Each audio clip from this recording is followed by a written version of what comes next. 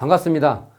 원불교 성가 감상담을 나누고 있는 방길튼 교무입니다. 이번 시간에는 성가 117장 위대할사 이탑 이름, 부제가 공덕탑 노래. 제가 왜 이 성가를 선택했냐면 구타원 이공주 선지님을 더 깊게 만나보기 위해서 이 곡을 선택해 보았습니다. 이 성가 117장 위대할사 이탑 이름, 이 가사, 이 노래는요, 원불교 창립의 역사가 녹아있는 노래이다. 이렇게 볼 수 있어요. 참 재미있습니다. 소태산 대종사께서는 굉장히 계획적이셔요. 그러니까 원기 3년, 대각하시고 3년 뒤인 1918년 10월에 창립 한도를 발표합니다. 창립을 이러한 스케줄에 의해서 진행해 가보겠다. 이렇게 말씀을 하신 거예요. 그러니까 36년을 일대로 삼으신 거예요. 그래서 이것을 12년씩 나눠서 3번 나누지 않습니까? 이게 이렇게 일대에 3회가 있는 거예요. 12년씩 12년이 1회, 또 그 다음 12년이 1회, 또 그 다음 12년이 1회에서 그러면 3회가 한 대, 1대가 되는 것이죠. 그래서 이 30년을 어떻게 계획을 세우냐 하면 제1회는 교단 창립의 정신적, 경제적 기초를 세우고 창립의 인연을 만나는 기간, 이렇게 대종사님께서 스케줄을 삼으신 거예요. 그 다음에 제2회는 뭐냐, 교법을 제정하고 교제를 편성하는 기간으로 삼으시고, 제3회 12년은 법을 펼 인재를 양성 훈련하여 포교에 주력하는 기간으로 정하신 거예요. 그러니까 계획을 세워서 추진해 가신 거죠. 참 계획적이세요, 우리가. 이런 걸 보면 굉장히 소태산 대종사의 어떤 그런 운영을 보면은 미래지향적이다. 어떤 미래의 스케줄을 관리하는 그러한 그 경륜이 있는 것이죠. 그런데 이 노래, 성가 116장 위대할사 이탑 이름, 이 노래에는 이러한 소태산의 그 과정의 그 노고가 쭉 노래하고 있는데, 자, 성가 116장, 그러니까 117장이 앞장이죠. 제1대 성업봉창가도 이공주 성진께서 작사한 노래인데요. 여기에 이렇게 돼 있어요.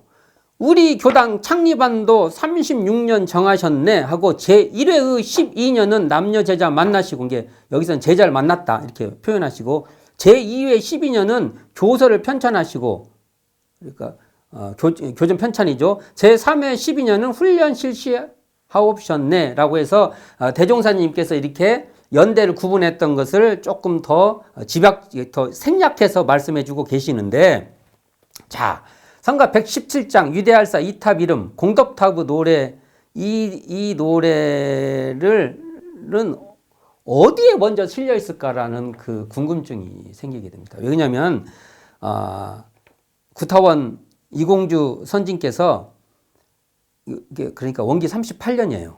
그러니까 대종사님 열반을 하시고 난 이후에 1954년에 제1대 성업봉찬회를 하죠. 제1대 성업봉찬.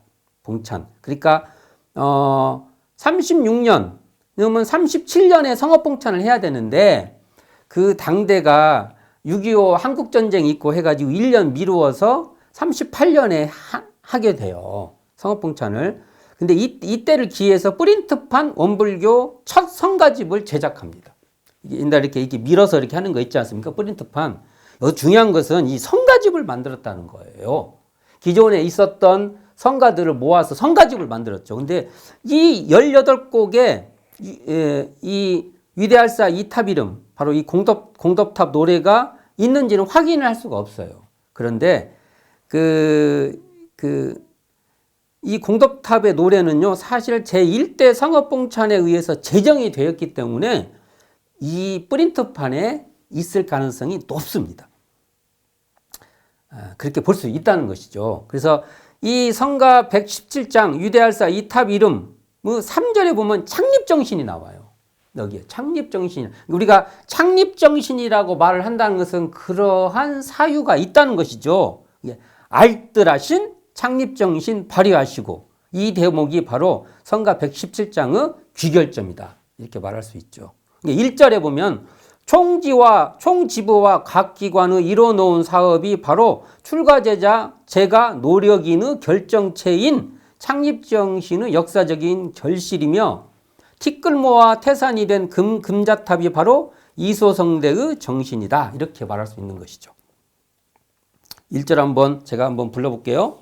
위대할사 이 탑 이름 공덕탑이니 총지부와 각 기관에 이뤄놓은 사업 출가제가 노력이는 결정체이요 티끌모아 태산이 된 금자탑일세. 이 노래 이 1절의 가사에서 우리는 그 창립정신의 많은 내용을 볼 수가 있죠. 그 2절에서는 2절이 뭐냐면 영산초에 숯을 팔아 자본 세워서 조수내왕 바다마가 언담 만들고 익산총부 건설 당시 엿장사이며 만석평의 밭갈기도 눈물 겨워라. 이게 2절인데요. 2절에 영산시대의 숯장사, 그 저축조합할 때 숯 하셨죠. 방언공사, 그리고 익산시대의 엿장사와 만석평의 소장농이죠. 결국 소장농. 그리고 이게 3절에 나오는 교당 설립 시작할 때의 그 근검 전략하신 것이 바로 창립정신의 실예다. 이렇게 말하고 있는 것이죠. 근데 여기서 한 가지 이 성가 117장에서 만석평의 밭갈기도인데 사실은 만석평에는 논이에요. 논 다. 그 만석평 뒤에 가보면 총부 뒤에 가보면 쫙 들어보면 논이에요. 밭을 간 건 아닙니다. 그러니까 우리가 원기 10년에 엿 만들어서 이렇게 엿장 이렇게 파는 일을 이제 그만두고 만석들의 소장농을 시작한 것이거든요. 그래서 우리는 이 가사 중에 밭갈기를 논농사, 그러니까 논농사로 우리가 이해해야 됩니다. 고쳤으면 하는 마음이 있습니다.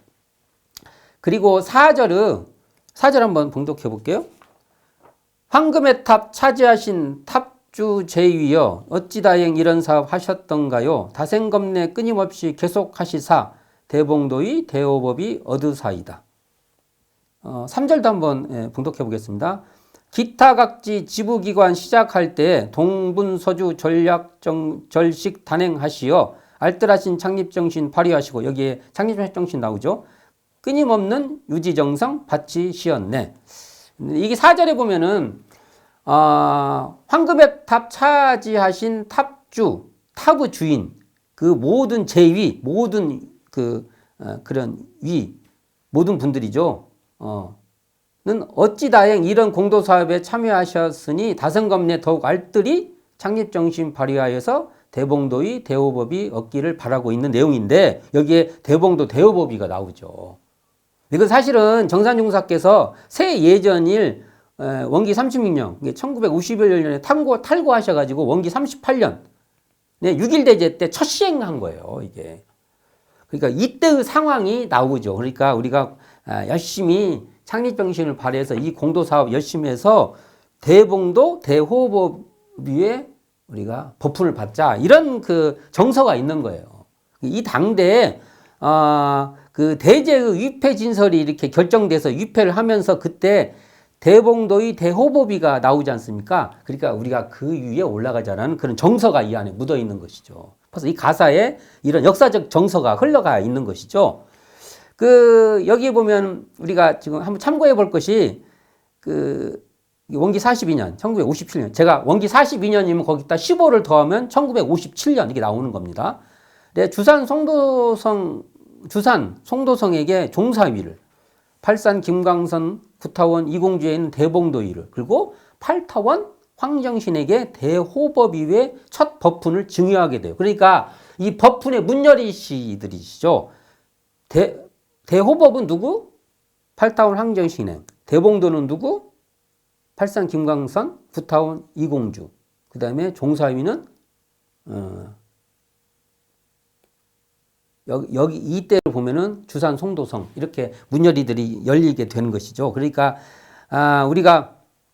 우리도 이 구타원 선진처럼 대봉도의 문열이 구타원님께서 이게 시범을 보였듯이 우리도 그런 사람이 되어보자 이렇게 되죠. 그걸 하기 위해서는 어떻게 해요? 창립정신을 구현해야 된다. 이렇게 이 노래를 말할 수 있을 것입니다. 구타원 이공주 선지는 제1대 성업봉천회의 책임자였습니다. 그러니까 제1대 창립 유공인 역사를 또 편찬을 시도했던, 그래서 편찬을 완성했던 그러한 인물로 우리는 기억해야 될 것입니다.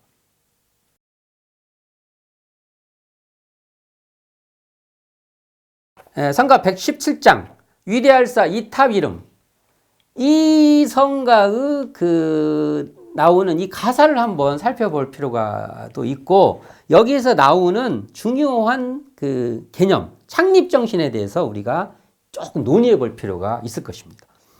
자, 창립 정신은 사실은 시대 정신입니다. 시대.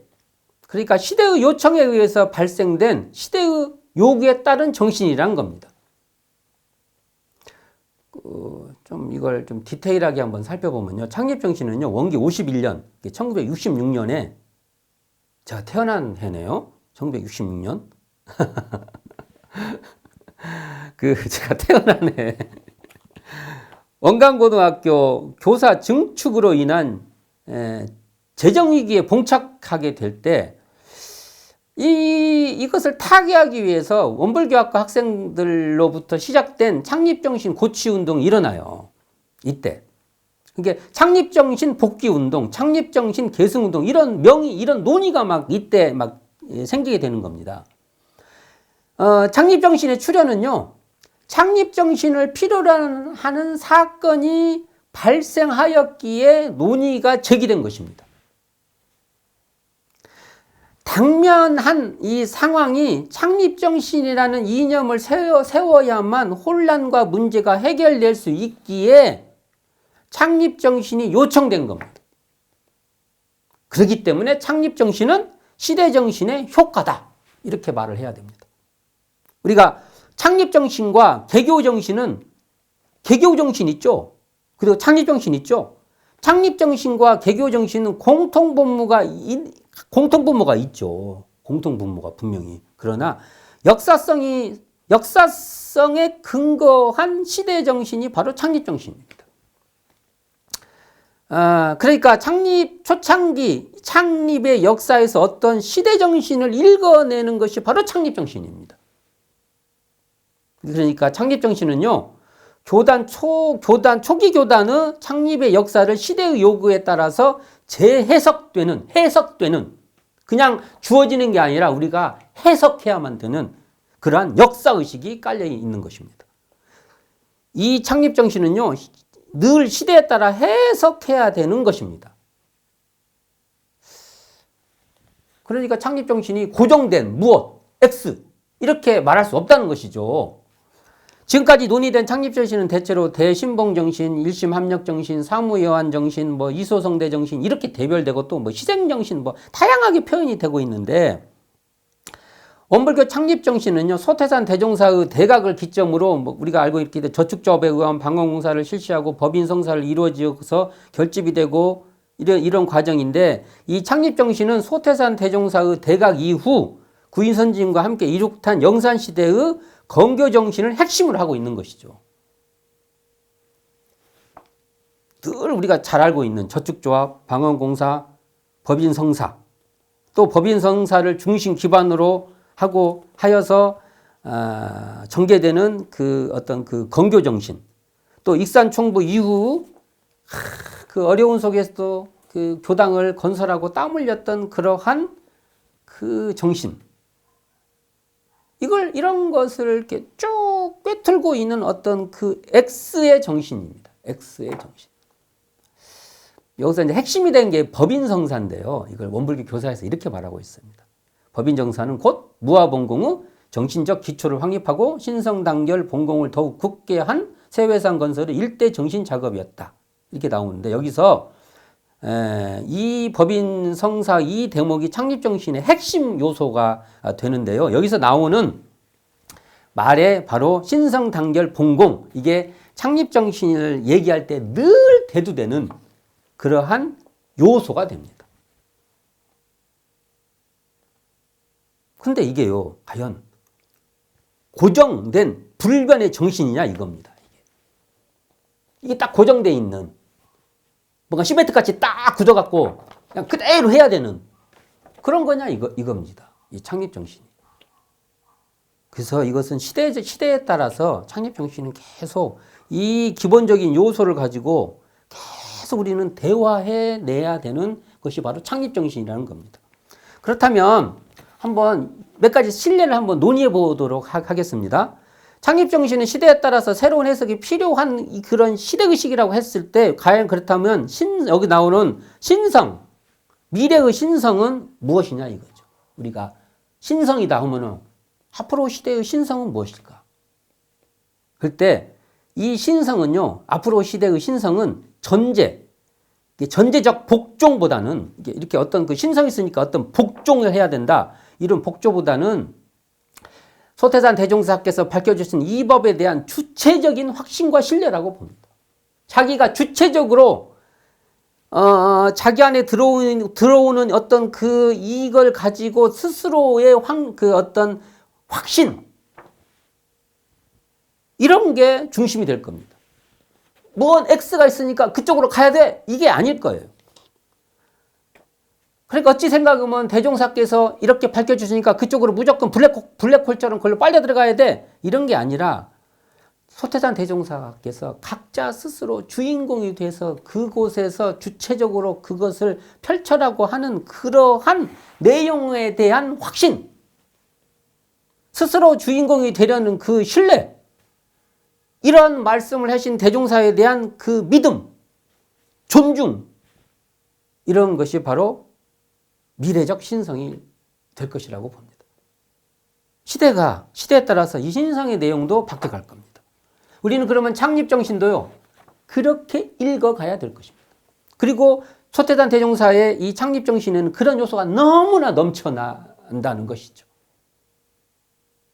10인이 한 단이 되고, 한 단이 또 10인이 되고, 어떨 때는 각자 방위의 책임자가 되고, 또 그런 주체적인 책임자들이 한 자리에 모여서 또 하나로 연대되고, 이러한 요소들이 미래의 신성의 가치가 될 것입니다.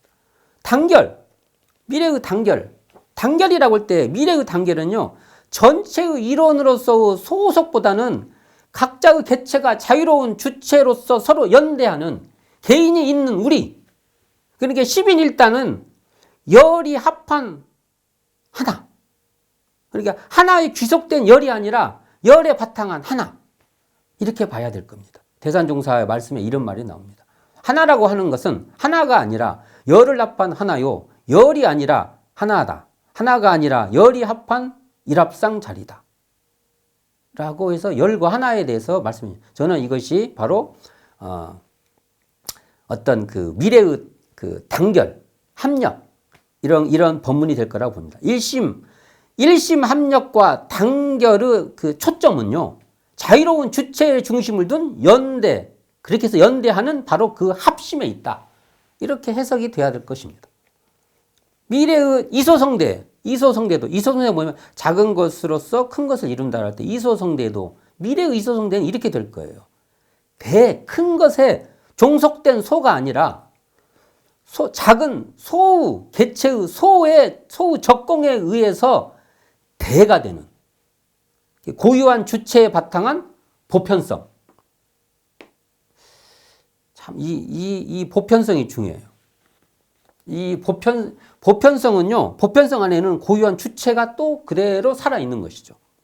이럴 때 우리는 서로 공명이 되죠. 서로 공명에서 하나라는 획일성, 대를 이 고유한 주체에 바탕한 보편성으로서 대를 이해하는 게 아니라 하나라는 획일성으로 하나라는 획일성에 포획된 개체성을 또 속으로 이해해서는 안 될 거라는 것이죠. 하나의 획일되는 대를, 획일된 걸 대라고 보고, 또 하나라는 획일성에 포획된 개체성을 소라고 보기보다는 고유한 주체를 소로 보고 고유한 주체성에 바탕한 이 보편성을 대로 보는, 그래서 이소성대가 이렇게 연결되는 그러한 이소성대가 되어야 될 것이라고 봅니다.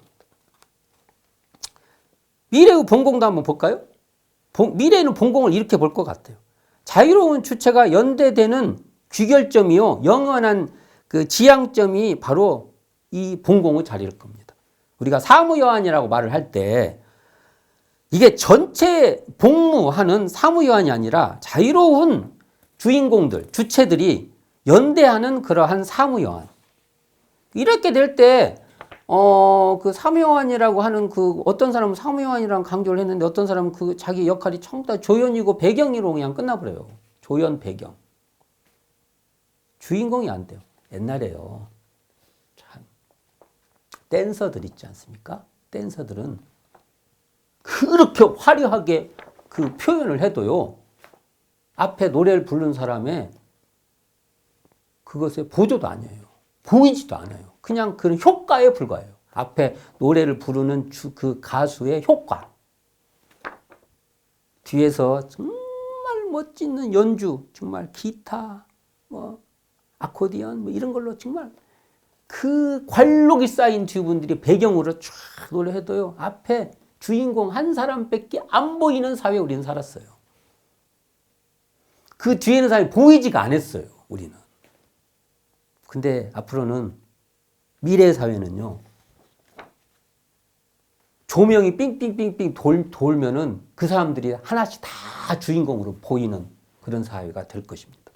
그렇기 때문에 사무요한이라고 할 때 자기 일에 충실해서 죽을 복 잡고 했을 때 미련과 원망이 없어요. 왜냐하면 그 사람들도 다 조연이 아니라 자기 주인공으로서 역할들이 다 되기 때문에 그런 시대로 갈 거라고 봅니다. 그래서 우리가 근검전략, 근검저축, 이소성대, 혈심혈성, 희생헌신 등 정신도 결국은 봉공을 위한 방식이죠. 그러니까 근검전략이 목적이 아니라 봉공하기 위해서 근검전략하는 것이죠. 이러한 모든 이 봉공이라는 것도 공을 이완한다는 것도 이제 자유로운 그 주체, 살아있는 그 주체가 살아있으면서 서로 도움을 주고받으면서나 서로 주인이 되면서나 또 그러한 공간이 위대한 봉공의 장이 되는 그렇게 가는 쪽으로 창립정신도 해석되고 대종사님의 10인1단 정신 뭐 거기에 있는 모든 단 10인 1단이라는 단을 통해서 모든 창립정신이 실현되기 때문에 이 10인 1단은 이러한 현대적, 미래적 가치를 전부 다 해석할 수 있는 키포인트가 된다는 것입니다. 창립정신은 그 지점에서 우리는 또 읽어내야 될 것입니다. 창립정신은 고정된 레퍼토리, 그러니까 고정된 이야기가 아니에요. 기본정신 이 시대, 이건 늘 시대에 따라서 재해석돼야 되는 그러한 시대의식이다.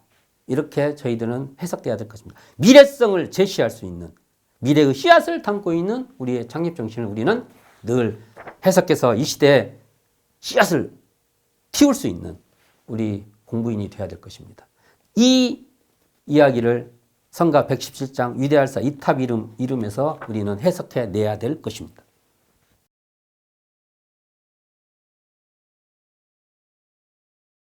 이 성가 117장 위대할사 이탑 이름 공덕탑 노래죠. 이 반주를 한번 들어보자는 것이죠. 이 참 제가 노래라는 건 절대적이지 않아요. 악보에 의해서 규정되지만 않다. 악보라는 객관성은 있으나 그 악보가 우리에게 그대로 주어지는 거 아니에요. 그것도 해석해야 되는 겁니다. 노래라는 것도요. 인연이에요. 어떤 미디어를 통해서 내가 이걸 듣냐. 어떠한 그때의 감정 상태에서 내가 듣냐에 따라서 이 노래는 너무나 다른 이야기를 나에게 해준다는 겁니다. 저는 제 나름대로 한번 이 노래를 이렇게 한번 들어볼 때가 있었어요. 제가 이 책을 쓸 때 이렇게 들었나 봐요. 원음 산책하는 즐거움을 쓸 때 성가 117장 이 노래를 많이 들었겠죠. 이때 저는 이렇게 들은 것 같아요. 이 노래는 조금 경쾌한 걸음을 걷는 그런 산책길이 저는 이 노래의 배경으로 깔고 싶습니다. 숨이 조금 벅찬 정도의 완만한 산길을 한숨 한숨 숨을 조절하며 숨결에 따라서 발폭을 맞추어 착실히 걷는 기분이 듭니다. 약간 힘들지만 약간 힘들어요. 힘차게 치고 가는 그 산행의 쾌감이 이 노래를 들으면 들을수록 부르면 부를수록 저에게는 겹쳐져 있습니다. 작곡가는 악보의 안단테 속도로 부르라고 합니다. 안단테는 천천히 걷는 정도 속도죠. 그러나 너무 느리지도 그렇다고 너무 빠르지도 않는 정도의 걸음일 것입니다. 심리적으로는요, 이 곡은 점차 점진적으로 속도가 붙는 그런 느낌이 들어요. 이렇게 걷는 정도로 너무 빠르지 않는 정도로 이렇게 걸어라고 이렇게 걷는 속도를 하지만 심리적으로는 더 이제 빨라지는. 걸음을 더 할수록 탄력이 붙어서요. 걸음의 어떤 경쾌함이 더해가는 그러한 기분이 들게 됩니다. 창립 과정은 수고로움이 공덕탑으로 진행되어 가는 그 보람이 더욱 증진되어 가는 기분이기 때문에 이 노래를 그렇게 느껴지는 것이라고 봅니다. 성가 117장 위대할사 이 탑 이름 공덕탑 노래에는 정예갑 작곡으로요. 원기 38년 1953년 제1대 성업봉천회에 의해서 성가로 제정되게 됩니다. 네, 오늘은 성가 117장 위대할사 이 탑 이름 공덕탑 노래를 이공주 선지님 이야기와 함께 이 노래 가사와 함께 쭉 한번 살펴보았습니다. 감사합니다. 지금까지 성가 감상담을 나눈 방길튼 교무였습니다.